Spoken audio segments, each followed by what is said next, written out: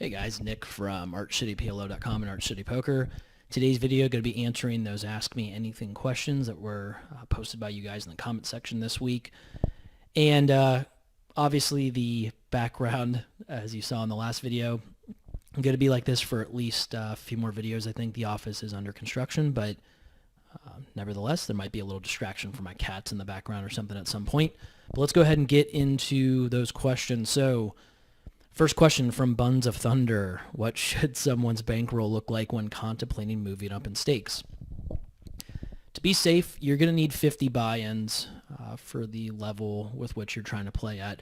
And, that's just strict poker bankroll. That might seem like a lot, but you never want your bankroll and your finances to affect your decisions at the poker table. You want to be able to play freely. You want to be able to make confident, aggressive decisions when need be. And I would say for the higher variance games like PLO, PLO 5 card, I would say actually closer to 100 buy-ins would be good. If you are playing in a lower variance, very soft game, like a live 1-2 or 1-3 game, for example, no limit that is, you might not need quite as many buy-ins. If you have a very stable salary income from your, daily profession or whatever, then obviously this isn't really much of a concept to you. But if you do want to have a strict poker bankroll, you just do want to make sure that when you go to sit down, you're not really thinking about, can I afford to lose this buy-in before you even sit at the table. You really want to be able to play freely. So yeah, I would say 50 buy-ins is pretty safe. 100 would be good for the higher variance games.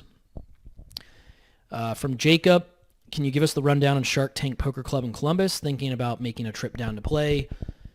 Have you ever, or would you consider doing coaching in person? So that's the second question or second part to the question. Shark Tank's a good spot. I haven't been there in a long time, actually, but I know one of the owners quite well. I know a lot of the players that play there. You'll see a lot of friendly faces. The games are still juicy to this day from what I hear. Even during pandemic, they got the glass shields up, a lot of safety protocols in place, I guess, so to speak. But that's a good club. It's a good spot, highly reputable if you are in Columbus, Jacob, or if any of you guys watching this are in Columbus, Ohio. That is a good spot to play, and really the only spot right now, just because the local casino poker room is not open yet. But even if it were, I would recommend the Tank. It's a good spot.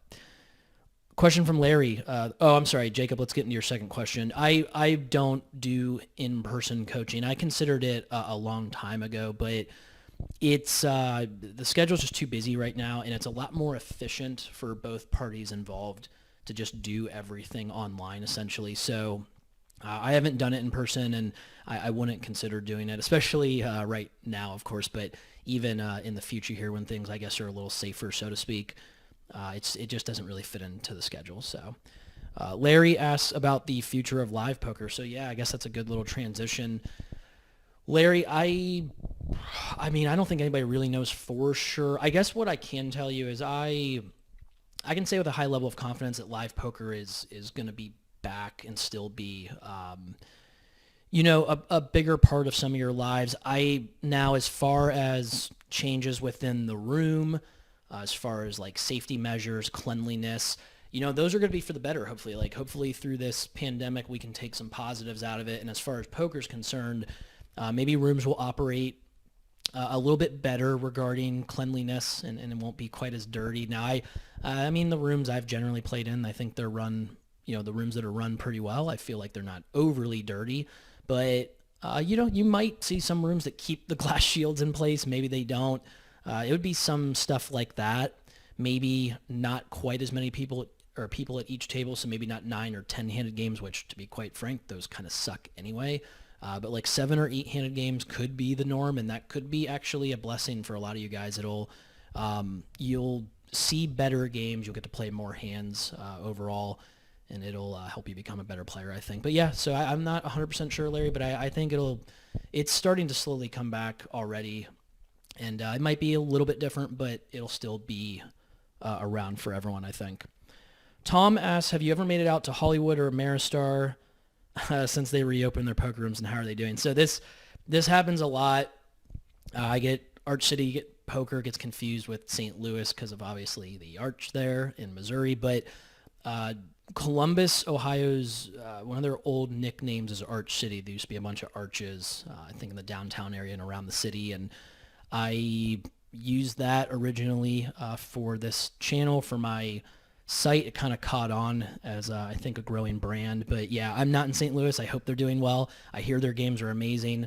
I've actually worked with a couple players that used to play out there, I think, but not 100% sure, Tom. Hopefully they're doing all right. Jorge and looks like Neo Gauntlet, you guys had a little conversation about essentially adjusting to shorthanded play. So I think you guys nailed it in a vacuum. I mean, essentially, ranges are naturally going to be wider because there are less players at the table, and they should be. Some players will not adjust properly. They'll play just 9-handed ranges from like under the gun in a 6-handed game, and that's a little bit too tight.